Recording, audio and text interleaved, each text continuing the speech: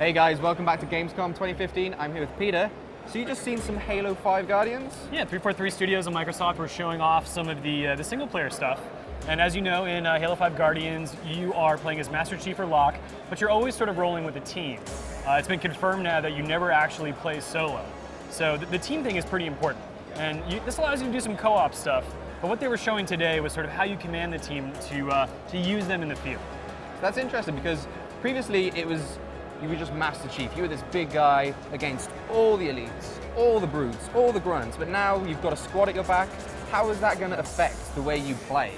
So Master Chief sort of takes on the role of a commander now in some instances. He's still in the fray, he's still shooting and fighting, but not always. So there was one instance where a room sort of had two levels. There was the ground level and the upper level. So Master Chief told his crewmates, say, okay, you guys go down below, I'm going to take the top. So while they were down fighting all the little guys, Master Chief was sort of providing support fire, cover fire. And that gave him an opportunity to sort of take his time and observe the situation, which is kind of interesting. And he was also able to instruct the team to say, pick up certain weapons, right? So rather than pick it up himself, he could have someone else pick it up, which is good, because I don't know if the AI would really be able to negotiate the priority of who gets what. And then beyond that, you have the simple thing where you can just tell them to, hey, attack that enemy if you want.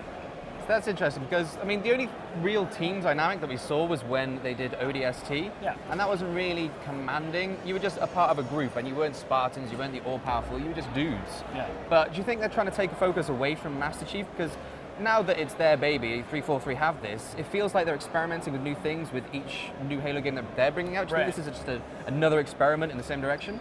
I mean, they do have sort of a broader scope in terms of who matters in the story, but they also showed a silhouette of Cortana. Interesting. Yeah, so it sounds like she or something like her, maybe it's a mimic or she's been assimilated by something else, will play a part in the story. And when Master Chief saw her, you could kind of tell it was that moment when the two characters, or at least he felt that connection, right? That it always sort of takes him out of the adventure or the mission at hand, and he's very focused on her. So I think it's still Master Chief's story, but there's definitely a lot more going on, and that's not the only thing pertaining to the plot. Well, that's good that they're trying to keep it connected to the Halo world because, 5 games in following Master Chief, it's going to be hard for guys to really keep invested in something that's gone from the original Xbox now to Xbox One. But from what you told me, the campaign's a lot longer and they're offering a lot more in terms of content. Yeah, they said it's going to be twice as long as Halo 4. But they've also mentioned that they are making their biggest investment in multiplayer that they've ever made before. And I asked them, how do those two things work together? How do you invest so much in multiplayer but make a campaign twice as long? And while I didn't really get the best answer, they were saying, oh, there's individual teams doing individual things. They're making a much larger game than they have in the past. So there's going to be a lot more Halo content for people. There's going to be 20 maps at launch, which sounds like a lot to me. Yeah, and then in the 8 weeks that follow, they're going to be adding more for free. All new content DLC is going to be free because they don't really want to leave people out of the experience. They don't want anyone to feel like they're being left behind. Absolutely. Well, I know you're the one that saw it, but for me, hearing you talk about it, it feels like this is 343's kind of Hail Mary chance of Halo.